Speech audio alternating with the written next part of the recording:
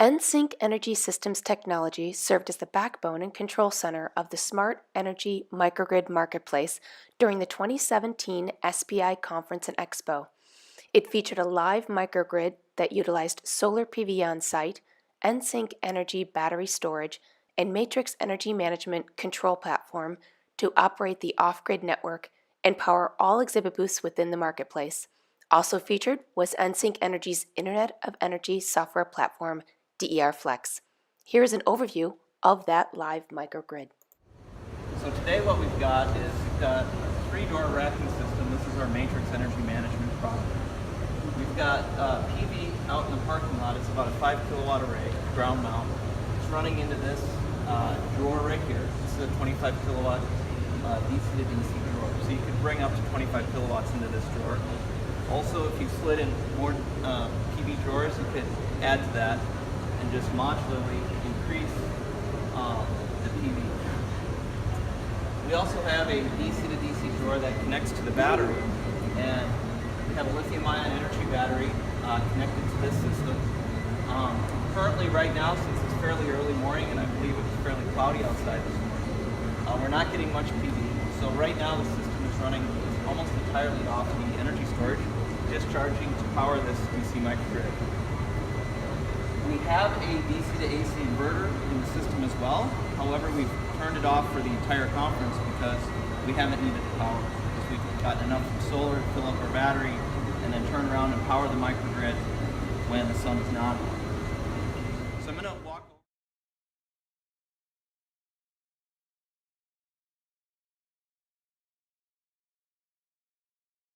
But you can see clouds come back over. So now the battery's kicking back in and again supporting this load. You didn't see the lights flicker at all, so it's seamless in that transition. So again, now the clouds come back over, the solar is very low, the battery is sourcing the DC load, and that lighting is pulling around 1 to 1.5 kilowatts. And you can see we've got about 57% state of charge in that lithium-ion energy battery. It's slowly been charging over the course of the conference. So I think in addition, as I said, we've deactivated essentially our AC to DC that would connect to the power grid. If we wanted to, we could turn this on and it would be a grid connected system. In particular, if the battery was running down to 0, we didn't have sun, we could just flick this on and continue to support the load seamlessly. So this technology can support both grid connected and off-grid systems, and it can support dedicated DC microgrids as well as AC microgrids or hybrid microgrid situations. It's a very versatile product. Also featured at SPI was EnSync Energy's Internet of Energy software called DER Flex. So on top of Matrix, my team, which is a software team, has developed DER Flex, which is the software platform.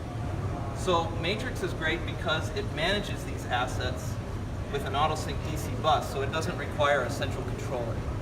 What DER Flex does is it's sort of the brain to this system that tells it what to do to maximize the value of the energy that's being generated. So it essentially will tell this inverter, okay, turn on, source the load, or source the grid if there's an energy market, like an ISO wholesale market or an ancillary services market where the price has risen to a certain threshold. Okay, maybe we want to sell our power rather than just self-consume it. So it gives you options as an energy asset holder to make the most out of your generation portfolio, whether it's solar, diesel gen, wind, or any asset. And again, this can mix and match multiple sources because we're able to combine at the DC bus.